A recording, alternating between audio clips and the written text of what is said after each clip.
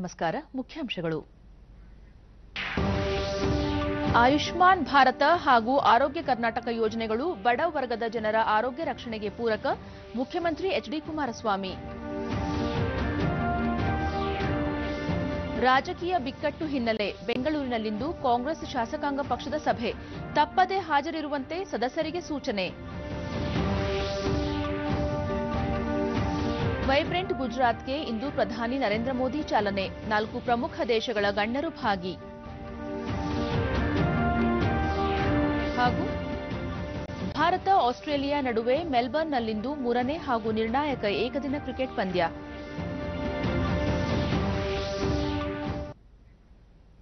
ವಾರ್ತೆಗಳ ವಿವರ.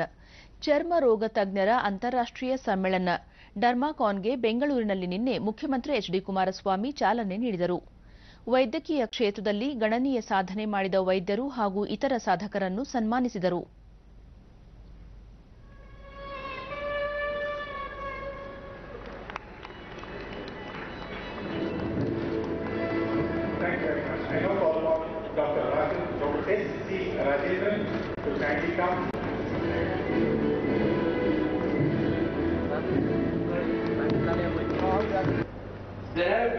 ಬಳಿಕ ಬಡ ವರ್ಗದ ಜನರಿಗೆ ಕೇಂದ್ರದ ಆಯುಷ್ಮಾನ್ ಭಾರತ, ರಾಜ್ಯ ಸರ್ಕಾರದ ಆರೋಗ್ಯ ಕರ್ನಾಟಕ ಯೋಜನೆಗಳು ಆರೋಗ್ಯ ರಕ್ಷಣೆಗೆ ಪೂರಕವಾಗಿದ್ದು ಉಚಿತವಾಗಿ ಸೇವೆ ಲಭ್ಯವಾಗುತ್ತಿದೆ ಎಂದರು.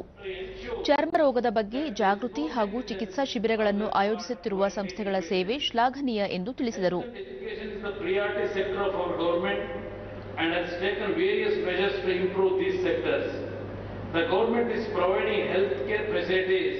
to the BPL card holders of the state under Ayushman Bharat Arogya Karnataka scheme. I urge the young doctors present here to provide free treatment by the way of conducting free health camps in rural areas to benefit the poorer section of the society. ವೈದ್ಯರು, ವಿವಿಧ ಕ್ಷೇತ್ರಗಳ ತಜ್ಞರು ಭಾಗವಹಿಸಿದ್ದರು.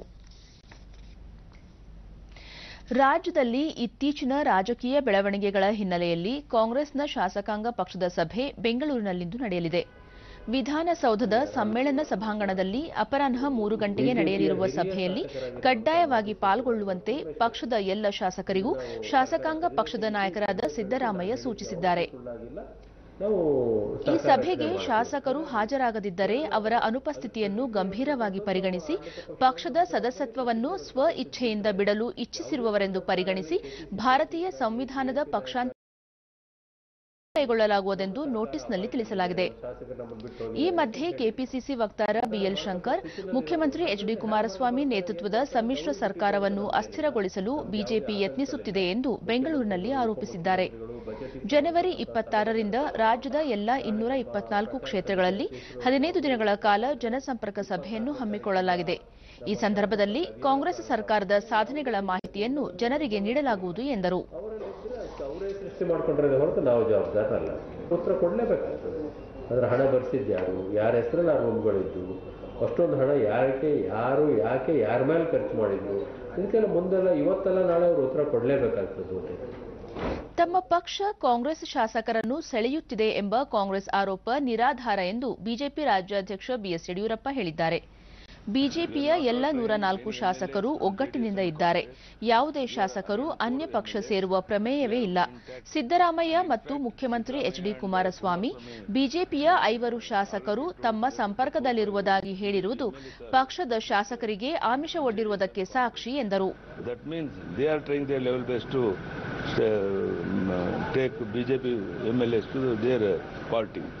Not even a single MLA from our MLAs out of 104, not even a single person will go to any other party.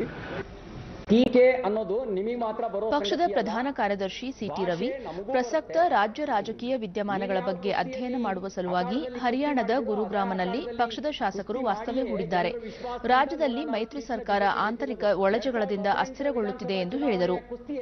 ರಾಜ್ಯದಲ್ಲಿ ತಲೆದೋರಿರುವ ಬರ ಪರಿಸ್ಥಿತಿ ನಿಭಾಯಿಸುವಲ್ಲಿ ಸರ್ಕಾರ ವಿಫಲವಾಗಿದೆ. ಕೇಂದ್ರ ಸರ್ಕಾರ ಬೆಂಬಲ ಯೋಜನೆಯಡಿ ಪ್ರತಿ ಕ್ವಿಂಟಾಲ್ ಭತ್ತಕ್ಕೆ 1,740 ರೂಪಾಯಿ ಘೋಷಣೆ ಮಾಡಿದ್ದರೂ ಭತ್ತ ಖರೀದಿಸಲು ರಾಜ್ಯ ಸರ್ಕಾರ ಸಂಪೂರ್ಣ ವಿಫಲವಾಗಿದೆ ಎಂದು ದೂರಿದರು. ನಾವು 40 ಇದ್ದವರು 104.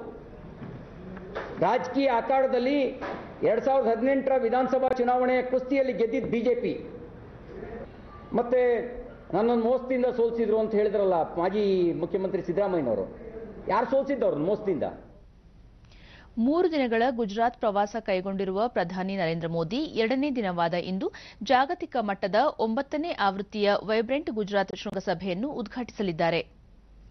ಸಮಗ್ರ ಆರ್ಥಿಕ ಬೆಳವಣಿಗೆ ಹಾಗೂ ಹೂಡಿಕೆಗೆ ಗುಜರಾತ್ ಅನ್ನು ಪ್ರಶಸ್ತ ತಾಣ ಮಾಡುವ ಉದ್ದೇಶದಿಂದ 2003ರಲ್ಲಿ ತಾವು ಮುಖ್ಯಮಂತ್ರಿಯಾಗಿದ್ದ ಸಂದರ್ಭದಲ್ಲಿ ನರೇಂದ್ರ ಮೋದಿ ಅವರು ವೈಬ್ರೆಂಟ್ ಗುಜರಾತ್ ಪರಿಕಲ್ಪನೆಗೆ ಚಾಲನೆ ನೀಡಿದ್ದರು. ಇದೀಗ ಈ ಸಮ್ಮೇಳನ ಜಗತ್ತಿನ ಗಮನ ಸೆಳೆದಿದೆ. ರಾಜ್ಯಕ್ಕೆ ಬಂಡವಾಳ ಆಕರ್ಷಿಸಲು ವೇದಿಕೆಯಾಗಿರುವ ಈ ಸಮ್ಮೇಳನದಲ್ಲಿ 4 ಪ್ರಮುಖ ರಾಷ್ಟ್ರಗಳ ಗಣ್ಯರು, ಉದ್ಯಮಿಗಳು ಭಾಗಿಯಾಗಲಿದ್ದಾರೆ. ಅಂತಾರಾಷ್ಟ್ರೀಯ, ರಾಷ್ಟ್ರೀಯ ಮತ್ತು ರಾಜ್ಯಗಳ ನಡುವೆ ಸಂಪರ್ಕ ಸೇತುವೆ ನಿರ್ಮಿಸುವ ಈ ಸಮ್ಮೇಳನದಲ್ಲಿ ಉದ್ಯಮಿಗಳು, ಔದ್ಯೋಗಿಕ ವಲಯದ ಚಿಂತಕರು, ಪ್ರಮುಖ ರಾಷ್ಟ್ರಗಳ ಪ್ರತಿನಿಧಿಗಳು ಭಾಗಿಯಾಗಲಿದ್ದಾರೆ. ಭಾರತೀಯ ಕ್ರೀಡಾ ಪ್ರಾಧಿಕಾರ ಸಾಯ್ನಲ್ಲಿ ಭ್ರಷ್ಟಾಚಾರ ನಡೆಯುತ್ತಿದೆ ಎನ್ನುವ ಆರೋಪದ ಹಿನ್ನೆಲೆಯಲ್ಲಿ ಕೇಂದ್ರೀಯ ತನಿಖಾ ದಳ ಸಿಬಿಐ ನಿನ್ನೆ ಪ್ರಾಧಿಕಾರದ ಕಚೇರಿ ಮೇಲೆ ದಾಳಿ ನಡೆಸಿ 4 ಅಧಿಕಾರಿಗಳನ್ನೊಳಗೊಂಡಂತೆ 6 ಮಂದಿಯನ್ನು ಬಂಧಿಸಿದೆ. ಕಳೆದ 2 ತಿಂಗಳ ಹಿಂದೆ ಕ್ರೀಡಾ ಪ್ರಾಧಿಕಾರದಲ್ಲಿ ಭ್ರಷ್ಟಾಚಾರ ನಡೆಯುತ್ತಿರುವ ಬಗ್ಗೆ ಖಚಿತ ಮಾಹಿತಿ ದೊರೆತ ಹಿನ್ನೆಲೆಯಲ್ಲಿ ಸಿಬಿಐ ಅಧಿಕಾರಿಗಳು ದಾಳಿ ನಡೆಸಿ ಕ್ರಮ ಕೈಗೊಂಡಿದ್ದಾರೆ. ಕೇಂದ್ರ ಕ್ರೀಡಾ ಸಚಿವ ರಾಜ್ಯವರ್ಧನ್ ರಾಥೋಡ್, ಕ್ರೀಡಾ ಕ್ಷೇತ್ರ ಸೇರಿದಂತೆ ಯಾವುದೇ ವಲಯದಲ್ಲೂ ಸರ್ಕಾರ ಭ್ರಷ್ಟಾಚಾರ ಸಹಿಸುವುದಿಲ್ಲ, ಪಾರದರ್ಶಕ ಆಡಳಿತಕ್ಕೆ ಪ್ರಧಾನ ಆದ್ಯತೆ ಎಂದು ಹೇಳಿದ್ದಾರೆ. ಪ್ರಾಧಿಕಾರದ ಅಧಿಕಾರಿಗಳು ಭ್ರಷ್ಟಾಚಾರ ನಡೆಸುತ್ತಿರುವ ಕುರಿತು ಮಾಹಿತಿ ದೊರೆತ ನಂತರ ಸಂಬಂಧಪಟ್ಟವರ ಮೇಲೆ ತನಿಖಾ ಸಂಸ್ಥೆಯ ಗಮನಕ್ಕೆ ತರಲಾಯಿತು ಎಂದು ಅವರು ಸ್ಪಷ್ಟಪಡಿಸಿದ್ದಾರೆ. कुछ महीनों की जांच के बाद आज एक रेड करके खेल विभाग के कुछ अधिकारियों को गिरफ्तार करा है. वो अपनी जांच को सही अंजाम तक लेकर जाएं, यही हमारी उम्मीद है. और खेलों से या किसी भी विभाग से हर तरह का करप्शन खत्म हो, ऐसी हमारी चेष्टा रहेगी, हमारी कोशिश रहेगी. We want free sports. ಉದ್ಯೋಗ ಸೃಷ್ಟಿ ಮಾಡುವ ಉದ್ದೇಶದಿಂದ ಜಾರಿಗೆ ತರಲಾದ ಪ್ರಧಾನಮಂತ್ರಿ ರೋಜ್ಗಾರ್ ಪ್ರೋತ್ಸಾಹನ ಯೋಜನೆಗೆ 1 ಕೋಟಿಗೂ ಹೆಚ್ಚು ಫಲಾನುಭವಿಗಳು ಸೇರ್ಪಡೆಯಾಗಿದ್ದಾರೆ. 2016ರ ಆಗಸ್ಟ್ 7ರಂದು ಜಾರಿಗೆ ತರಲಾದ ಮಹತ್ವಾಕಾಂಕ್ಷಿ ಯೋಜನೆಯಡಿ ಈ ತಿಂಗಳ 14ರ ವೇಳೆಗೆ 1,24,000 ಸಂಸ್ಥೆಗಳಿಗೂ ಸಹ ಈ ಯೋಜನೆಯಿಂದ ಲಾಭವಾಗಿದೆ. ಈ ಯೋಜನೆಯಡಿ ಉದ್ಯೋಗಿಗಳ ಸಂಪೂರ್ಣ ಶೇಕಡ 12ರಷ್ಟು ಭವಿಷ್ಯ ನಿಧಿ ವಂತಿಕೆಯನ್ನು ಸರ್ಕಾರವೇ ಭರಿಸಲಿದೆ. ಮಾಸಿಕ 15,000 ರೂಪಾಯಿವರೆಗೆ ವೇತನ ಪಡೆಯುವವರು, ಉದ್ಯೋಗಿಗಳ ಭವಿಷ್ಯ ನಿಧಿ ಸಂಘಟನೆ ನೋಂದಣಿಯಾದವರಿಗೆ 3 ವರ್ಷಗಳ ಕಾಲ ಸರ್ಕಾರ ಈ ಸೌಲಭ್ಯ ಕಲ್ಪಿಸಲಿದೆ.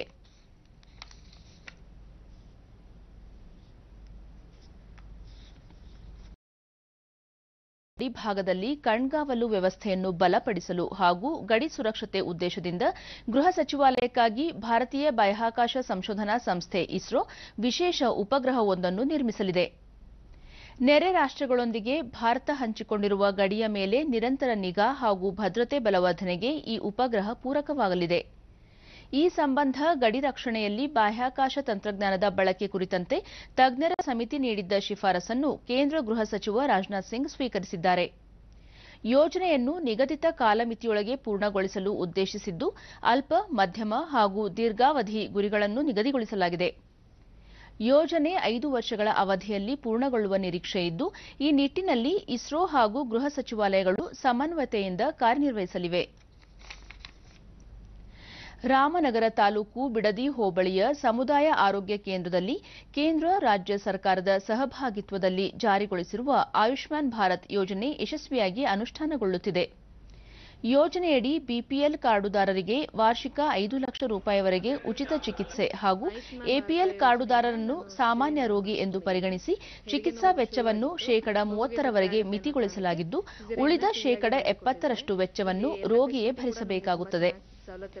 ಅರ್ಹ ಫಲಾನುಭವಿಗಳು ಜಿಲ್ಲಾ ಆಸ್ಪತ್ರೆಯಲ್ಲಿ ಆಯುಷ್ಮಾನ್ ಭಾರತ್ ಕಾರ್ಡು ಪಡೆಯಬಹುದಾಗಿದೆ.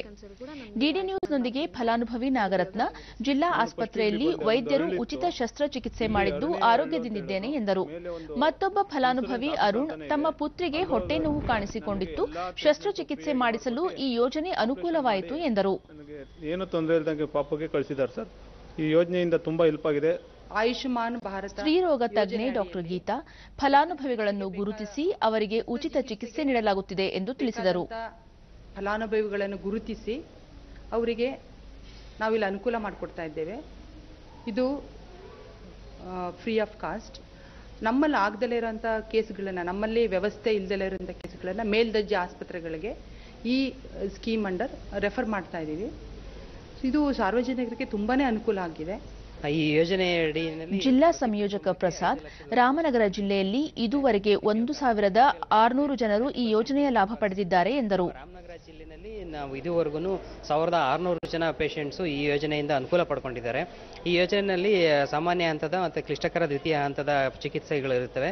ಈ ಚಿಕಿತ್ಸೆಗಳಿಗೆ ನಮ್ಮ ಜಿಲ್ಲಾ ಆಸ್ಪತ್ರೆ, ತಾಲೂಕು ಹಾಸ್ಪಿಟಲ್ ಉಚಿತವಾಗಿ ಟ್ರೀಟ್ಮೆಂಟ್ ಕೊಡ್ತಿದ್ದೀವಿ. ಮನೆ ಭೇಟಿಗೆ ಹೋದಾಗ ಆಶಾ ಕಾರ್ಯಕರ್ತೆ ಮನೆ ಮನೆಗೆ ಭೇಟಿ ನೀಡಿ ಯೋಜನೆಯ ಬಗ್ಗೆ ಮಾಹಿತಿ ನೀಡುತ್ತಿದ್ದೇವೆ ಎಂದು ವಿವರಿಸಿದರು. ನೀಡ್ತೀವಿ. ಮತ್ತೆ ಮನೆಗೆ ಹೋದಾಗ ಅದರಿಂದ ಬರೋ ಸೌಲಭ್ಯಗಳು, ಮತ್ತೆ 5 ಲಕ್ಷ ಹಾಕೋದ್ರಿಂದ ಏನೇನು ಉಪಯೋಗ ಆಗುತ್ತದೆ, ಒಂದು ಫ್ಯಾಮಿಲಿಗೆ ಯಾವ ಕಾರಣದಿಂದ ಏನು ಕಾಯಿಲೆಗೆ ಏನೇನು ಉಪಯೋಗ ಅಂತ ಹೇಳ್ತೀವಿ. ಗರ್ಭಿಣಿ, ಬಾಣಂತವಿಂದ ಮಗು ತಾವಿಂದ ದೊಡ್ಡವರಿಂದ ಆ ಕುಟುಂಬಕ್ಕೆ ಏನು ಸೌಲಭ್ಯ ಸಿಗುತ್ತೆ ಆ ಸೌಲಭ್ಯಗಳೆಲ್ಲ ಮನೆಗೆಲ್ಲ ಹೋಗಿ ಅರಿವು ಮೂಡಿಸ್ತೀವಿ. ತುಮಕೂರಿನ ಸಿದ್ಧಗಂಗಾ ಮಠದಲ್ಲಿ ಚಿಕಿತ್ಸೆ ಪಡೆಯುತ್ತಿರುವ ಶಿವಕುಮಾರ ಸ್ವಾಮೀಜಿ ಅವರು ಉತ್ತಮ ಆರೋಗ್ಯದೊಂದಿಗೆ ಶೀಘ್ರ ಚೇತರಿಸಿಕೊಳ್ಳಲಿ ಎಂದು ಪ್ರಧಾನಿ ನರೇಂದ್ರ ಮೋದಿ ಶುಭ ಕೋರಿದ್ದಾರೆ. ತಮ್ಮ ಟ್ವೀಟ್ ಸಂದೇಶದಲ್ಲಿ ಅವರು, ಶಿವಕುಮಾರ ಸ್ವಾಮೀಜಿ ಅವರು ಮಹೋನ್ನತ ವ್ಯಕ್ತಿತ್ವ ಹೊಂದಿದ್ದು, ತಮ್ಮ ಗಣನೀಯ ಸೇವೆಯ ಮೂಲಕ ಸಮಾಜದ ಕೋಟ್ಯಂತರ ಜನರ ಮೇಲೆ ಸಕಾರಾತ್ಮಕ ಪರಿಣಾಮ ಬೀರಿದ ಮಹಾನ್ ಚೇತನ ಎಂದು ಬಣ್ಣಿಸಿದ್ದಾರೆ. ಇಂದಿನಿಂದ 3 ದಿನಗಳ ಕಾಲ ಸಾವಯವ ಉತ್ಪನ್ನಗಳು ಹಾಗೂ ಸಿರಿಧಾನ್ಯ ಜಾಗತಿಕ ಮೇಳ 2019 ಬೆಂಗಳೂರು ಅರಮನೆ ಮೈದಾನದಲ್ಲಿ ನಡೆಯಲಿದೆ. ಸಾವಯವ ಉತ್ಪನ್ನಗಳು ಮತ್ತು ಸಿರಿಧಾನ್ಯಗಳ ಮಹತ್ವ, ರೈತರಿಗೆ ಸೂಕ್ತ ಮಾರುಕಟ್ಟೆ ಒದಗಿಸುವ ಉದ್ದೇಶದಿಂದ ಈ ಮೇಳವನ್ನು ಏರ್ಪಡಿಸಲಾಗಿದೆ.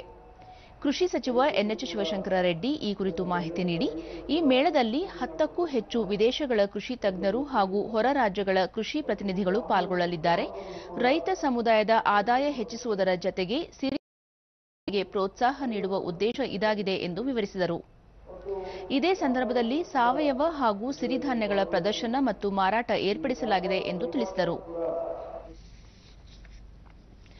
ಭಾರತ ಹಾಗೂ ಆಸ್ಟ್ರೇಲಿಯಾ ನಡುವಿನ 3ನೇ ಹಾಗೂ ಅಂತಿಮ ಏಕದಿನ ಕ್ರಿಕೆಟ್ ಪಂದ್ಯ ಮೆಲ್ಬರ್ನ್ ಅಂಗಳದಲ್ಲಿ ಇದೀಗ ಆರಂಭವಾಗಿದೆ. ಟಾಸ್ ಗೆದ್ದು ಭಾರತ ಫೀಲ್ಡಿಂಗ್ ಆಯ್ದುಕೊಂಡಿದೆ. 3 ಪಂದ್ಯಗಳ ಏಕದಿನ ಸರಣಿಯಲ್ಲಿ ಈಗಾಗಲೇ ಉಭಯ ತಂಡಗಳು 1-1 ಸಮಬಲ ಸಾಧಿಸಿದ್ದು, ಸರಣಿಯ ನಿರ್ಣಾಯಕ ಪಂದ್ಯ ಇದಾಗಿರುವುದರಿಂದ ತೀವ್ರ ಕುತೂಹಲ ಉಂಟುಮಾಡಿದೆ. ಪಂದ್ಯ ಗೆದ್ದು ಸರಣಿ ಕೈವಶ ಮಾಡಿಕೊಳ್ಳುವ ಉತ್ಸಾಹದಲ್ಲಿ ಎರಡೂ ತಂಡಗಳು ಕಣಕ್ಕೆ ಇಳಿದಿವೆ. ಟೆಸ್ಟ್ ಸರಣಿ ಗೆದ್ದು ಐತಿಹಾಸಿಕ ಸಾಧನೆ ಮಾಡಿರುವ ಭಾರತ ಏಕದಿನ ಸರಣಿಯನ್ನು ತನ್ನ ತೆಕ್ಕೆಗೆ ಹಾಕಿಕೊಳ್ಳುವ ತುಡಿತದಲ್ಲಿದೆ. ಎಂಸಿಜಿ ಮೈದಾನದಲ್ಲಿ ಕಳೆದ 2016ರಲ್ಲಿ ಕೊನೆಯ ಏಕದಿನ ಪಂದ್ಯದಲ್ಲಿ ಇವೆರಡೂ ತಂಡಗಳು ಮುಖಾಮುಖಿಯಾಗಿದ್ದವು. ಇದರಲ್ಲಿ ಆಸ್ಟ್ರೇಲಿಯಾ ಜಯ ಸಾಧಿಸಿತ್ತು. ಭಾರತ ತಂಡದಲ್ಲಿ ಮಹೇಂದ್ರ ಸಿಂಗ್ ಧೋನಿ, ರೋಹಿತ್ ಶರ್ಮಾ ಹಾಗೂ ನಾಯಕ ವಿರಾಟ್ ಕೊಹ್ಲಿ ಉತ್ತಮ ಬ್ಯಾಟಿಂಗ್ ಲಯದಲ್ಲಿದ್ದಾರೆ. ಬೌಲಿಂಗ್ ವಿಭಾಗದಲ್ಲಿ ಕಳೆದ ಪಂದ್ಯದಲ್ಲಿ ಕೊನೆಯ ಓವರ್ಗಳಲ್ಲಿ ಮಾರಕ ದಾಳಿ ನಡೆಸಿದ್ದ ಭುವನೇಶ್ವರ್ ಕುಮಾರ್ ಅವರ ಮೇಲೆ ಈ ಪಂದ್ಯದಲ್ಲೂ ನಿರೀಕ್ಷೆ ಇಡಲಾಗಿದೆ. ಇವರಿಗೆ ಮೊಹಮ್ಮದ್ ಶಮಿ ಜತೆಯಾಗಲಿದ್ದಾರೆ. ಆಸ್ಟ್ರೇಲಿಯಾ ತಂಡದಲ್ಲಿ 2 ಬದಲಾವಣೆ ಮಾಡಲಾಗಿದೆ. ಲಯ ಕಳೆದುಕೊಂಡಿರುವ ಸ್ಪಿನ್ನರ್ ನಥಾನ್ ಲಿಯಾನ್ ಹಾಗೂ ಗಾಯಾಳು ಜೇಸನ್ ಬೆಹರನ್ ಡ್ರಾಪ್ ಅವರ ಬದಲಿಗೆ ಕ್ರಮವಾಗಿ ಆಡಮ್ ಝಂಪಾ ಹಾಗೂ ಸ್ಟ್ಯಾನ್ ಲೇಕ್ ಅವರಿಗೆ ಸ್ಥಾನ ಕಲ್ಪಿಸಲಾಗಿದೆ. ಪಂದ್ಯ ಆರಂಭಕ್ಕೆ ಮಳೆ ಅಡ್ಡಿಯಾಗಿದ್ದು ಆಟ ವಿಳಂಬವಾಗುವ ಸಾಧ್ಯತೆ ಇದೆ.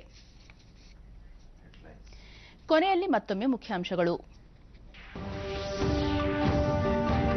ಆಯುಷ್ಮಾನ್ ಭಾರತ ಹಾಗೂ ಆರೋಗ್ಯ ಕರ್ನಾಟಕ ಯೋಜನೆಗಳು ಬಡ ವರ್ಗದ ಜನರ ಆರೋಗ್ಯ ರಕ್ಷಣೆಗೆ ಪೂರಕ, ಮುಖ್ಯಮಂತ್ರಿ ಎಚ್ಡಿ ಕುಮಾರಸ್ವಾಮಿ. ರಾಜಕೀಯ ಬಿಕ್ಕಟ್ಟು ಹಿನ್ನೆಲೆ ಬೆಂಗಳೂರಿನಲ್ಲಿಂದು ಕಾಂಗ್ರೆಸ್ ಶಾಸಕಾಂಗ ಪಕ್ಷದ ಸಭೆ, ತಪ್ಪದೇ ಹಾಜರಿರುವಂತೆ ಸದಸ್ಯರಿಗೆ ಸೂಚನೆ.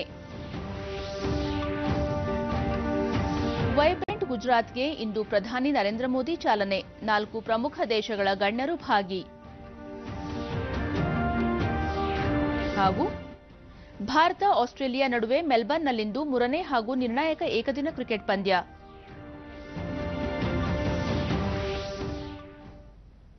ನನ್ನ ವಾರ್ತಾ ಪ್ರಸಾರ ಬೆಳಗ್ಗೆ 11 ಗಂಟೆಗೆ ಚಂದನದಲ್ಲಿ. ಈಗ ಶುಭೋದಯ ಕರ್ನಾಟಕ ಮುಂದುವರಿಯಲಿದೆ.